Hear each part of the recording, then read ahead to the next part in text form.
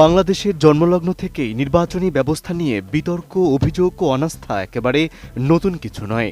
স্বাধীনতার পর অনুষ্ঠিত ১২টি জাতীয় সংসদ নির্বাচনের অধিকাংশই কোনো না কোনো কারণে প্রশ্নবিদ্ধ হয়েছে। বিভিন্ন সময় ক্ষমতাসীন দলগুলোর বিরুদ্ধে ব্যাপক কারচুপির অভিযোগ উঠেছে, যা দেশের মানুষকে ভোটাধিকার ও গণতান্ত্রিক প্রক্রিয়ার উপর আস্থাকে দুর্বল করেছে।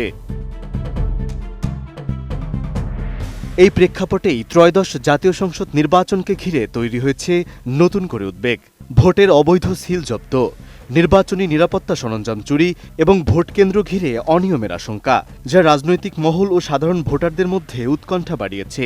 বিশেষ করে জাল ভোটের সংখ্যা আবারও আলোচনায় এসেছে।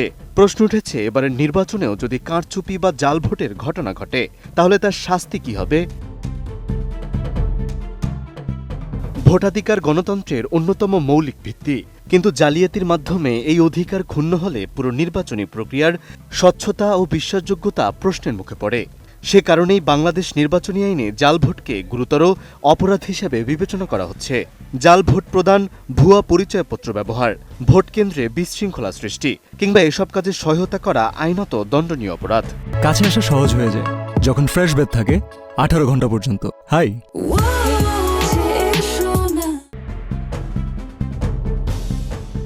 বাংলাদেশের আইন অনুযায়ী সব অপরাধে জড়িত ব্যক্তিদের বিরুদ্ধে ফৌজদারি মামলা দায়ের করা যায়। দোষ প্রমাণিত হলে কারাদণ্ড, অর্থদণ্ড অথবা উভয় দণ্ডের বিধান রয়েছে। নির্বাচনী অপরাধ দমনে দায়িত্বরত নির্বাহী ও বিচারিক ম্যাজিস্ট্রেটকে তাৎক্ষণিক ব্যবস্থা নেয়ার ক্ষমতা দেওয়া হয়েছে। ফলে জাল ভোট শুধু অনৈতিক কাজ নয়, এটি একজন ব্যক্তির ভবিষ্যৎকেও ঝুঁকির মুখে ফেলতে পারে। নির্বাচনী আইনের নির্দিষ্ট ধারায় জাল ভোটের শাস্তি স্পষ্টভাবে উল্লেখ আছে। গণপ্রতিনিধিত্ব আদেশ ১৯৭২ অনুযায়ী ভোট কেন্দ্রে বেআইনি আচরণ ও নির্বাচনী অপরাধের জন্য সর্বোচ্চ ৭ বছরের কারাদণ্ডের বিধান রয়েছে।